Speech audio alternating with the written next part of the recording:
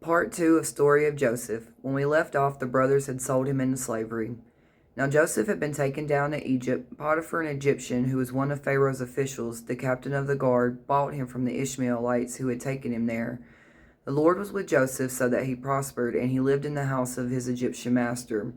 When his master saw that the Lord was with him and that the Lord gave him success in everything he did, Joseph found favor in his eyes and became his attendant.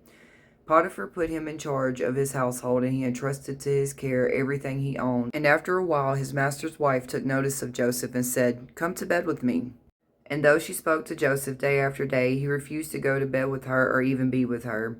When she saw that he had left his cloak in her hand and had run out of the house, embarrassed, she called her household servants. "Look," she said to them, "this Hebrew has been brought to us to make sport of us. He came in here to sleep with me, but I screamed." She kept his cloak beside her until his master came home. When his master heard the story, his wife told him, saying, "This is how your slave treated me." He burned with anger. Joseph's master took him and put him in prison, the place where the king's prisoners were confined. But while Joseph was there in the prison, the Lord was with him, and he showed him kindness and granted him favor in the eyes of the prison warden. Sometime later, the cupbearer and the baker of the king of Egypt offended their master, the king of Egypt, and he put them in the custody of the house of the captain of the guard, in the same prison where Joseph was confined. The captain of the guard assigned them to Joseph, and he attended them.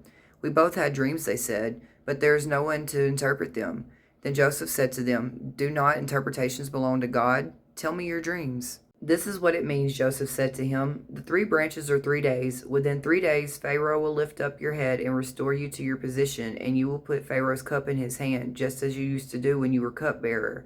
But when all goes well with you, remember me and show me kindness. Mention me to Pharaoh and get me out of this prison." When the chief baker saw that Joseph had given a favorable interpretation, he said to Joseph, "I too had a dream.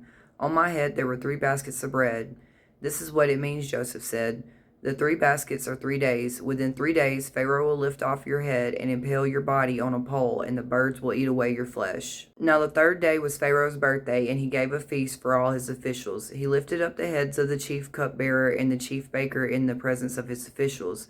He restored the chief cupbearer to his position so that he once again put the cup into Pharaoh's hand, but he impaled the chief baker, just as Joseph had said to them in his interpretation.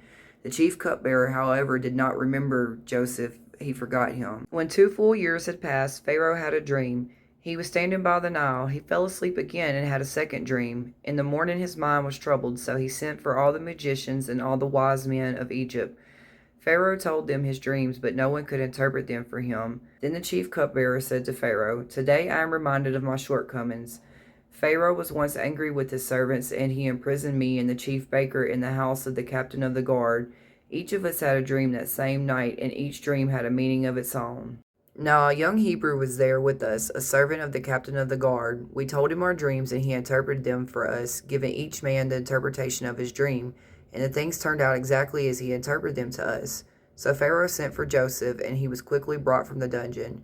Pharaoh said to Joseph, "I had a dream, and no one can interpret it, but I have heard it said of you that when you hear of a dream, you can interpret it."